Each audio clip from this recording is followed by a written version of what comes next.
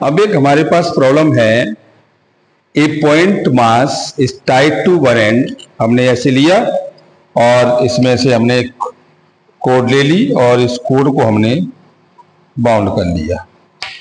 अब इसको घुमाया ऐसे ऐसे करके, तो इसके अगर रेडियस r1 अगर r2 से ग्रेटर है तो रिवॉल्यूशन डिपेंड करेंगे रेडियस पर।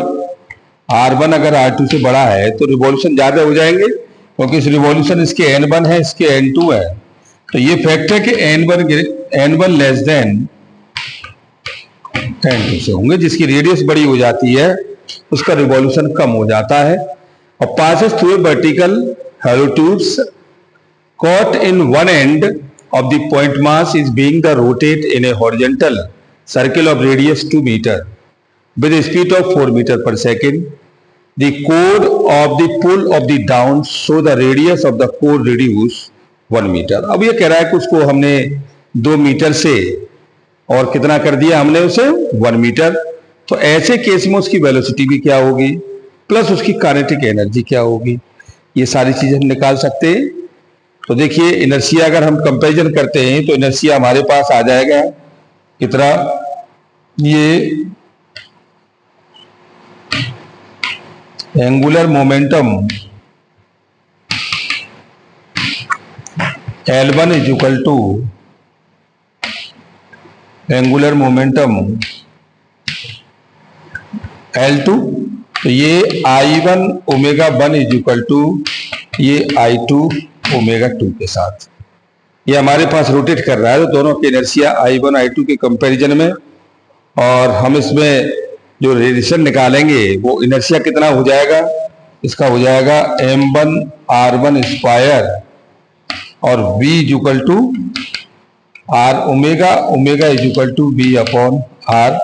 तो ये आपका हो गया v1 अपॉन r1 और इसमें आपका आ गया m2 r2 का स्क्वायर v2 अपॉन r2। तो देखो ये इससे कट गया, ये इससे कट गया, तो ये रिलेशन आ गया m1 r1 v1 m2 r2 v2, m1 r1 v1 बराबर m2 r2 v2 के साथ।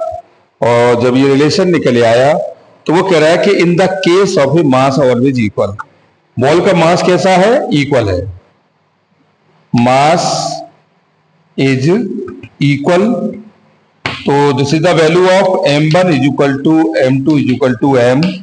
तो ये वैल्यू कैंसिल हो गई, तो ये r1 v1 बराबर ये r2 v2 के साथ। तो हम इसकी वेलोसिटी निकाल सकते हैं भाई। r1 हमारे पास है 2 मीटर, तो 2 इंटू और ये 4 और ये कितना है 1 इंटू v2, तो v2 की वैल्यू कितनी हो गई 8 मीटर पर सेकेंड बढ़ गई।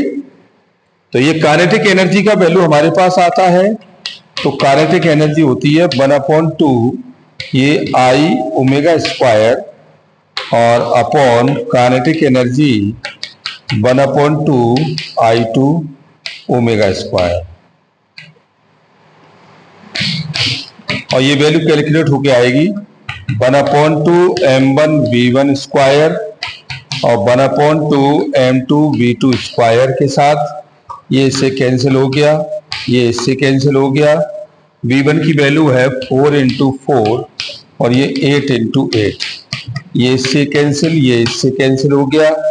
तो काइनेटिक एनर्जी की रिलेशन आ गई कितनी, ये 1:4, यानी कि एवरेज हमारी बढ़ गई। तो जैसे जैसे रिवॉल्यूशन कम होता चला जाता है उसका एनर्जी लेवल भी बढ़ता चला जाता है। Okay, thank you very much.